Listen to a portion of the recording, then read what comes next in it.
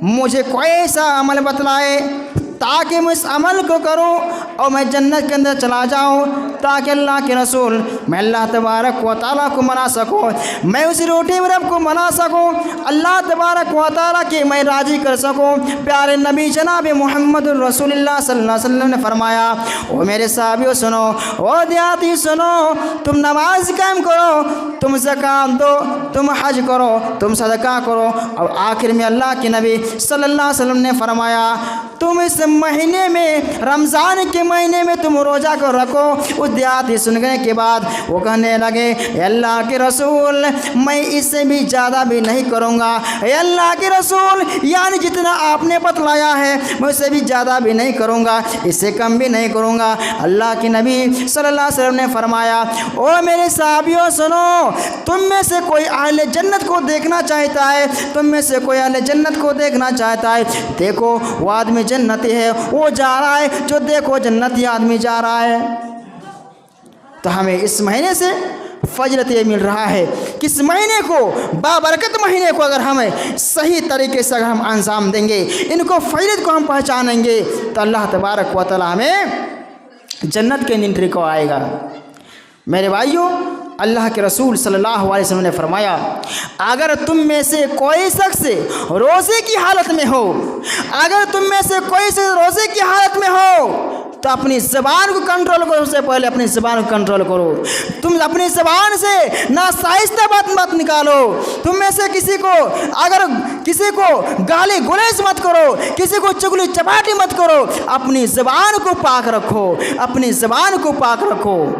आओ, तुम में से कोई अगर तुम में से कोई तुम्हें कोई गालियाँ दे रहे हैं, तो उसे कहो, भाई मैं रोज़ेदार में हूँ। अल्लाह के रसूल सल्लल्लाहु अलैहि वसल्लम ने फरमाया, ये रोज़ा हमारे लिए ढाल बन कर आएगी।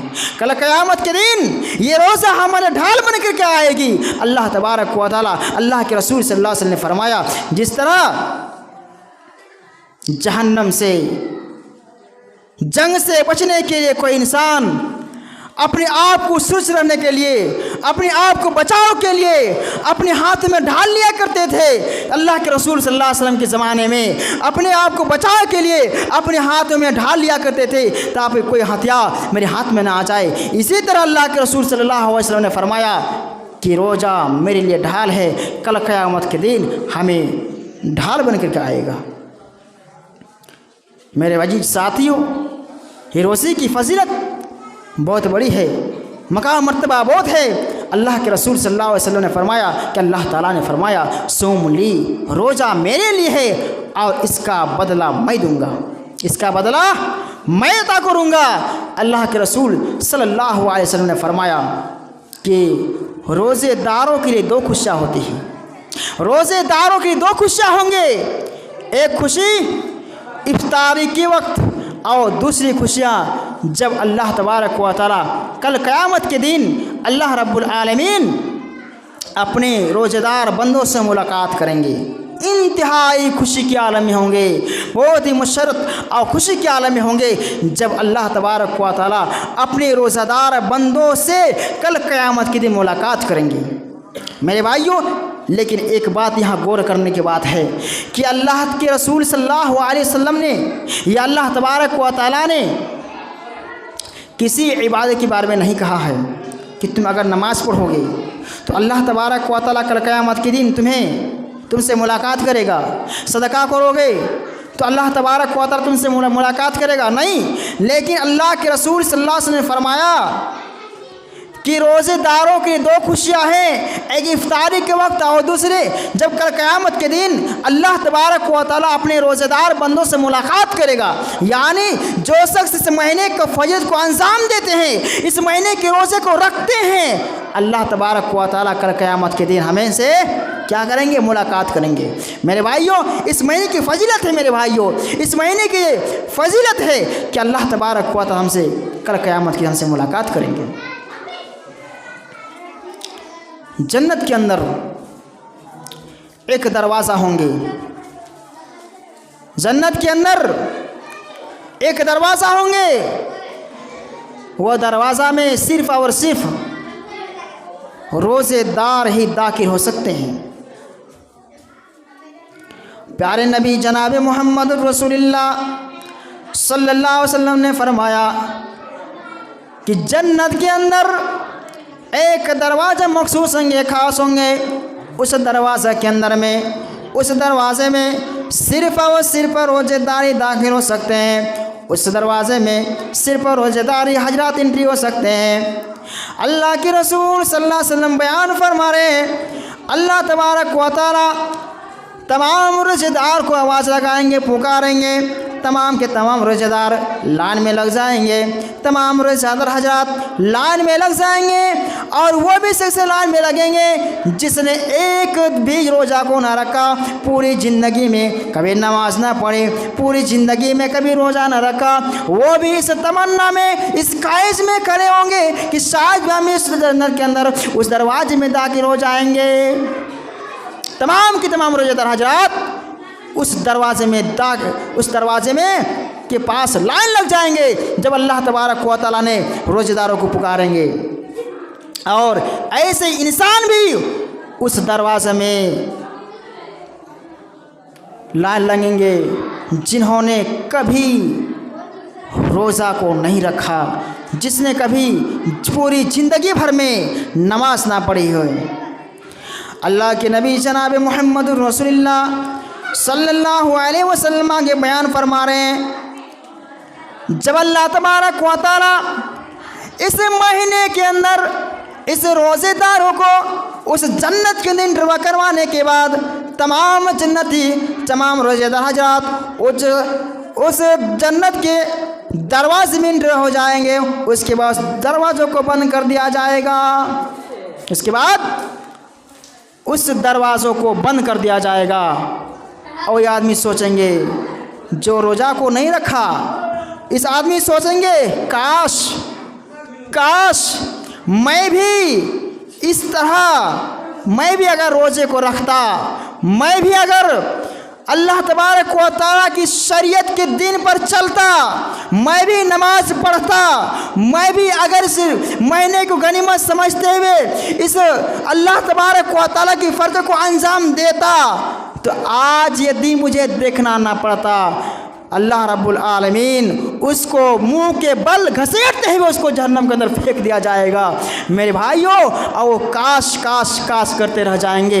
मेरे भाइयों, अल्लाह के नबी आगे फरमा रहा है, अल्लाह के रसूल सल्लल्लाहु अलैहि वसल्लम आगे फरमा रहा है कि जो शख्स रोज़ेदार होंगे, जो शख्स नमाज वाले होंगे, उसे बाबू सलात के दरवाजे से पुकारा जाएगा। जो शख्स सदका वाले होंगे, उसे बाबू सदका के दरवाजे से पुकारा जाएगा। और जो शख्स ज़कात वाले होंगे, उसे बाबू ज़कात के दरवाजे से पुकारा जाएगा।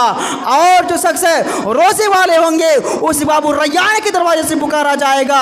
और बकर सिद्दीक़ रज़ी अल्लाह तआला खड़े हो जाते हैं और कहते हैं, अल्लाह के रसूल, क्या ऐसे भी खुशनसीब बंदे हैं जो तमाम दरवाजे से बुलाया जाएगा? अल्लाह के नबी सल्लल्लाहु अलैहि वसल्लम ने फरमाया, हाँ बकर, ऐसे भी इंसान हैं जो तमाम दरवाजे से पुकारा जाएगा। और मुझे उम्मीद है कि ऐसे खुशनसीब बंदा तुम ही हो, ऐसे खुशनसीब बंदा तुम ही शामिल हो। मेरे भाइयों, कुरान ये रोज़ा हमारे सिफारिश करेंगे कल क़यामत के दिन। ये रोज़े की फजीलत है कि अल्लाह तबारक व तआला हमें, अल्लाह रब्बुल आलमीन की बारगाह में ये रोज़ा हमारे सिफारिश करेंगे। अल्लाह के रसूल सल्लल्लाहु अलैहि वसल्लम फरमाते हैं कि कल क़यामत के दिन रोज़ा और कुरान अल्लाह रब्बुल आलमीन की दरबार में हमारी सिफारिश करेंगे। अल्लाह तबारक व तआला के गाएंगे, अल्लाह रब्बुल आलमीन की बारगाह में सिफारिश करवाएगा। अल्लाह तबारक व तआला आओ इसकी सिफारिश कबूल करेगा।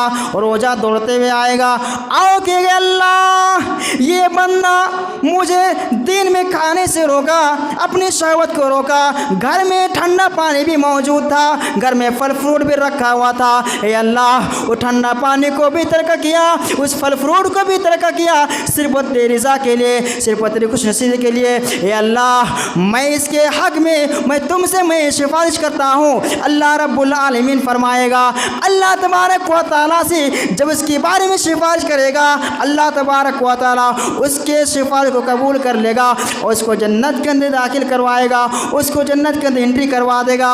उसके बाद कुरान दौड़ता हुआ चला आएगा और कहेगा, ऐ परवरदिगार आलम, ये इंसान रात में सोने से मुझे मैं रोका, अपने आप को सोने से रोका और कुरान की तिलावत की। ऐ परवरदिगार आलम, जब भी नमाज पढ़ा करता था इसने कुरान को भी तिलावत किया करता था। परवरदिगार आलम, ये बंदा इतना अच्छी तरह से कुरान को पढ़ा करते थे, जब के दिन की जब अजान ना हो जाती थी तब ये कुरान की तिलावत करते रहता था। अल्लाह रब्बुल आलमीन उन कुरान की सिफारिश को भी कबूल करेगा, ऐसे इंसान जन्नत के अंदर दाखिल करवाएगा। मेरे भाइयों, हमारे लिए कब सिफारिश करेंगे कुरान? जब हम कुरान को तिलावत करेंगे, जब हम रोज़े को रखेंगे, तब जाकर के हमारे अल्लाह रब्बुल आलमीन की यहाँ सिफारिश करेंगे। जब बंदा इंसान जब अल्लाह तबारक व तआला सुनाएगा, फैसला सुनाएगा कि जाओ तुम जन्नती हो, तुम जन्नमी है, अगर वह इंसान सही से कुरान को तिलावत कर रहा है, कुरान को अच्छी ढंग से तिलावत करे, ज़्यादा से ज़्यादा कुरान को तिलावत करता था तो कुरान तोड़ते हुए चला आएगा और अल्लाह तबारक व तआला की यहाँ जन्नत में आड़ बन जाएंगे, जहन्नम में आड़ बन जाएंगे और अल्लाह तबारक व तआला सिफारिश करवाएगा कि अल्लाह, ये इंसान रात में सोने से रोका, अपने आप को रोक के रखा और मेरे कुरान को तिलावत की। ए रब्बुल आलमीन, तू मेरी सिफारिश इसकी हक़ में तू कबूल कर ले। अल्लाह रब्बुल आलमीन सिफारिश को कबूल करेगा। मेरे भाइयों, तो हम ज़्यादा से ज़्यादा हम कुरान को भी तिलावत करेंगे मेरे भाइयों। लेकिन हम कुरान हमें ये बतला रहा है कि मैं क़यामत के दिन हम जहन्नम की आग से आड़ बनूंगा, जहन्नम से ढाल बनूंगा, लेकिन हम कुरान को तिलावत नहीं करना चाहते हैं। मेरे भाइयों, ज़्यादा से ज़्यादा कुरान की तिलावत करो, रोज़े को गनीमत समझो कि आखिर में अल्लाह तबारक व तआला से कल क़यामत के दिन हमें सिफारिश मिलेंगी, सिफारिश अल्लाह तबारक व तआला से करेंगे। मेरे भाइयों, और हमें अगर इस महीने के अंदर इस महीने को हम तर्क कर रहे हैं, अगर इस महीने को हम तर्क कर रहे हैं, छोड़ रहे हैं, हट्ठे खट्ठे एक ताकतवर इंसान होने के बावजूद बगैर उजरत शरी अगर हम इस महीने को छोड़ रहे हैं तो हमारा अंजाम, हमारा हश्र, हमारा गुनाह क्या होगा? मेरे भाइयों, उनकी क्या सज़ा होगी, उनकी क्या सज़ा होगी? आइए अल्लाह के रसूल सल्लल्लाहु अलैहि वसल्लम की हदीस से पूछते हैं कि आखिर उसकी सज़ा क्या होगी जिस महीने के अंदर में अपने आप को बॉडी दिखाते हैं और अपने आप को घमंड तस्वुर करते हैं। मेरे भाइयों, अल्लाह के रसूल सल्लल्लाहु अलैहि वसल्लम फरमाते हैं, रावी हदीस उमामा बाहिली रज़ी अल्लाह तआला अन्हु ने फरमाया कि मैंने अल्लाह के रसूल सल्लल्लाहु अलैहि वसल्लम को सुनते हुए देखा, सुनते हुए फरमाते हुए सुना। वो बयान करते हैं कि अल्लाह के रसूल सल्लल्लाहु अलैहि वसल्लम बयान फरमा रहे थे, अल्लाह के रसूल सल्लल्लाहु अलैहि वसल्लम बयान करते हैं कि एक दिन मैं सोया हुआ था और मेरे साथ दो आदमी आते हैं, मेरे पास दो आदमी आते हैं। अब आने के बाद मेरे बाजू को पकड़ते हैं, मेरे बाजू को पकड़ के उठाते हैं और मुझे बहुत दूर ले चला गया। एक पहाड़ी की चोटी पर ले जाते हैं। उस पहाड़ी तक पहुंचने के बाद अल्लाह के रसूल सल्लल्लाहु अलैहि वसल्लम को कहा कि उस पहाड़ी पर चढ़ो। अल्लाह के रसूल सल्लल्लाहु अलैहि वसल्लम ने इनकार कर दिया, मैं इस पहाड़ी की बुलंदी में चढ़ नहीं सकता हूँ, मैं कैसे चढ़ूँ इस पहाड़ी की बुलंदी में, इस पहाड़ की चोटी में? अल्लाह के रसूल सल्लल्लाहु अलैहि वसल्लम इनकार करते हैं। उन दोनों आदमी ने कहा, अल्लाह के रसूल, मैं आपके लिए इस पहाड़ी पर चढ़ने के लिए ऐसे कोई सीढ़ी का इंतजाम कर दूंगा, मैं आपके लिए व्यवस्था कर दूंगा।